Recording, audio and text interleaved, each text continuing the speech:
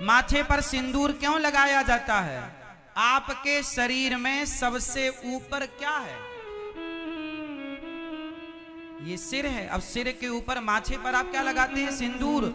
मतलब पति का सम्मान, सर्वश्रेष्ठ सम्मान। आपके जीवन में सबसे पहला स्थान आपका पति का सबसे प्रथम स्थान है। पति को ऊपर, सबसे फ्रंट में ऊपर किसे? पति।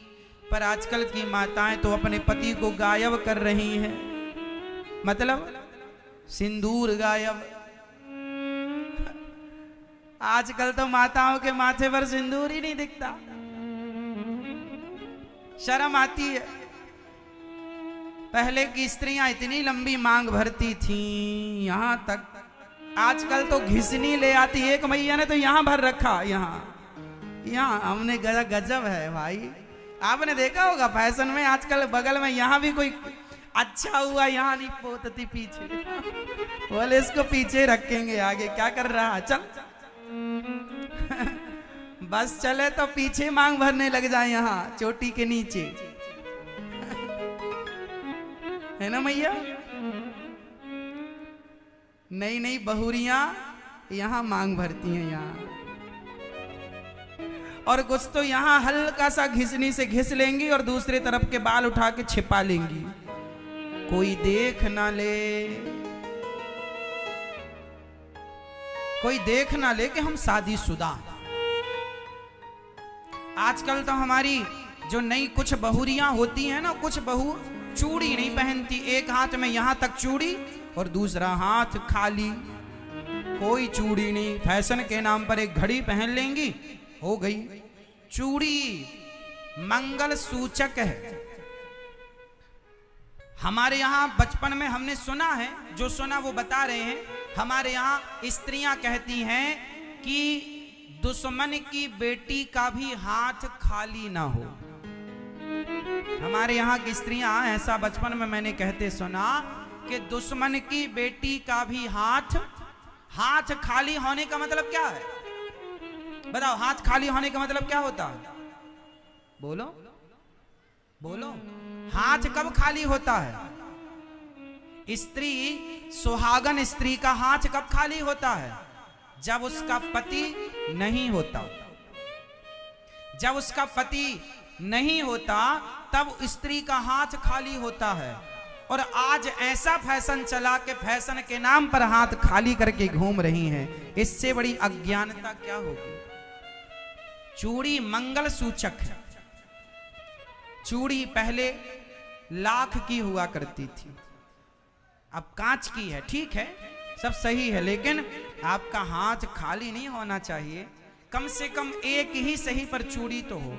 अच्छा, जब आप माताएं चूड़ी बदलती हैं, नया सेट पहनती हैं, तो कुछ माताएं क्या करती हैं? सारी चूड़ियां उतार देती हैं। चूड़ियां नई से नई पहनो, लेकिन क्या बताएं आपको, ये तो आपका मैटर है, लेकिन फिर भी हम समझाए दे रहे हैं। चूड़ी सारी उतारने की जरूरत नहीं, एक चूड़ी हाथ में रहती है। हमारे यहाँ जब नवरात्रि आती है ना, तो वो नवरात्रि में सिंपल जो लाल कलर की और ब्लैक कलर की चूड़ी होती हैं, जो माता जी को चढ़ती हैं, है ना, उन्हें हमारे यहाँ कचेला कहते हैं। अब भगवान जाने आपकी भाषा में उन्हें चूड़ी कहते हैं, ठीक है। हमारे यहाँ नवरात्रि में माता जी की जब पूजा होती है, तो पहले के जो बूढ़ी माताएं थी पुराने जमाने, वो ना कुछ चूड़ियां इकट्ठी खरीद लेती थी, 2-4 दर्जन, और वो सारी चूड़ियां माता जी को स्पर्श करा देती थी, तो वो सारी चूड़ियां हो जाती थी प्रसादी चूड़ी, प्रसादी चूड़ी। फिर वो ना एक चूड़ी अपनी आखिरी में डाले रहती थी। जब सारी चूड़ियां उतारें तो भी उनके हाथ में वो लाल कलर की चूड़ी माता जी की प्रसादी के भाव से, रूप से वो पीछे पड़ी रहती थी। अब आजकल तो फैशन का जमाना है, फैशन ना बिगड़े, सारी चूड़ी उतार कर आप लोग चूड़ी दूसरी पहनती हो, तो वो हाथ तो खाली हो ही गया ना। हाथ खाली नहीं होना चाहिए। अब हाथ तो तब खाली होता है जब पति ना हो। अब आप जानो, हमने तो जो परंपरा देखी है अपने माताओं की, बहनों की, जो देखो हमने देखा, हम वही बता रहे हैं। हमारी माँ जब चूड़ियां बदलती थी तो हम लोग बचपन में बच्चे थे, बच्चे माँ के पास होते हैं, हम लोग हमेशा बैठते थे, देखते थे सब चीजें। तो चूड़ी जब माँ बदलती तो एक चूड़ी जरूर छोड़ती। हमने दादी को भी देखा है, तो जो देखा है गांव की और भी महिलाओं को हमने देखा है। हमारे गांव की हमारी मौसी, जो गांव की मौसी होती है, गांव की बुआ, गांव की चाची, गांव की भौजी, सबको देखा।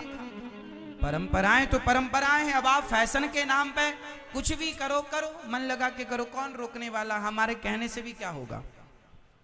पर जो है सच्चाई, जो नियम, वो हमने आपको कहा। तो पति है तो चूड़ी है, सिंदूर है, इसलिए पति का सम्मान परमेश्वर की तरह करो। एक स्त्री की सुंदरता पति से, स्त्री की सुंदरता पति से है। इसलिए तो कहा, आजकल स्त्रियां मांग नहीं भरती ना, यहीं भरा करो लंबी मांग पति की लंबी आयु के लिए। माता सीता ने मांग भरी, ये हमारी हिंदू संस्कृति है। माथे पर मांग हो, चूड़ी हो, मंगल सूत्र हो, पांव में पायल हो और पांव में माहौर हो, एड़ी पर माहौर, हाथ में मेहंदी हो।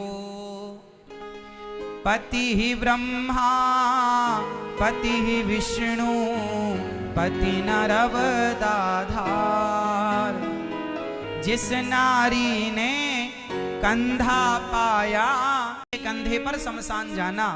जिस नारी ने कंधा पाया, उसकी नैया पार। सुना पति बिना संसार।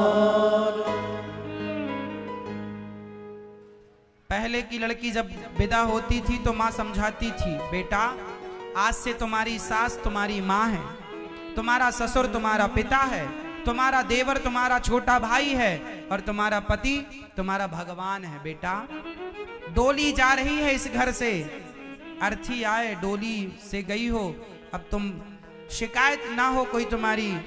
सुख दुख जीवन में आएंगे बेटा ससुराल में, हानि लाभ का मुंह देखना पड़ेगा, विचलित ना होना, हर हाल में अपने पति का साथ देना। पति दो बात कह ले तो चुप रहना, सास कुछ कह ले तो माँ समझ करके चुप रहना, बात बात में उत्तर ना देना। पहले माँ अपनी बेटी को ये सब पाठ पढ़ाती थी, और आजकल की माँ क्या पाठ पढ़ाती है सुनो।